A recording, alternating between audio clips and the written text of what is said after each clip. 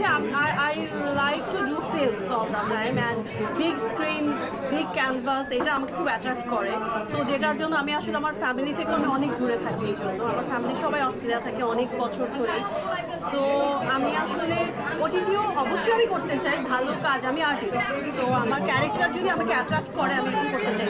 ওটিটিতেও কিছু কাজ হয় যেটা ফিল্মের মতো বিগ ক্যানভাসে ওইভাবে প্রেজেন্টেবল যদি হয় অবশ্যই আমি interested. Once artist always artist, I believe that. But multitasker হওয়া উচিত সবার, শুধু আর্টিস্টের জন্য না। একটা মানুষ আসলে অনেক কিছু করতে পারে, জীবন তো একটাই।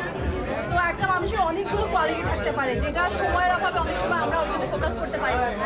আর্টিস্ট যদি বিজনেস করে, আর্টিস্ট যদি আদার কারিকুলামের সাথে জড়িত হয়, ইটস ফাইন, আর তার মূল ফোকাসটা আসলে অ্যাক্টিংয়ের উপরেই থাকে। আমার যেরকম আছে, আমিও কিছু বিজনেস করি অ্যান্ড আমার দেশের বাইরেও আমার ফ্যামিলির ফুড বিজনেস আছে। সো আমি ওইটাতেও যেমন ইনভলভ, বাট আমার মেইন ফোকাসটা হচ্ছে অ্যাজ এ আর্টিস্ট।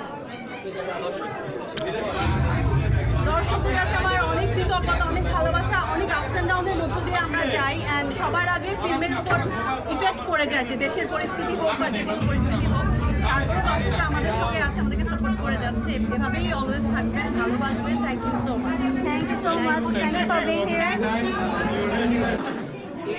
গত 6 মাসে একটা রাজনৈতিক বিষয় বলবো না, যে 6 মাসে একটা দেশে একটা চেঞ্জ আসছে, সেইটাতে আমাদের চলচ্চিত্রেও একটা চেঞ্জ দেখা যাচ্ছে। চলচ্চিত্র বলতে দেখা যাচ্ছে কাজ অনেকটা কমে আসছে, বা আর্টিস্টরা দেখা গেছে যে এর আগে আমরা নিজেরাই থাকি যে অনেক আর্টিস্ট, ব্যাকগ্রাউন্ড আর্টিস্ট যারা মেকআপ নিয়ে কাজ করে বা বিভিন্ন মানে সেক্টরে যারা থাকে, তারা হচ্ছে অন্য ব্যবসায় যাচ্ছে কিংবা কাজ পাচ্ছে না।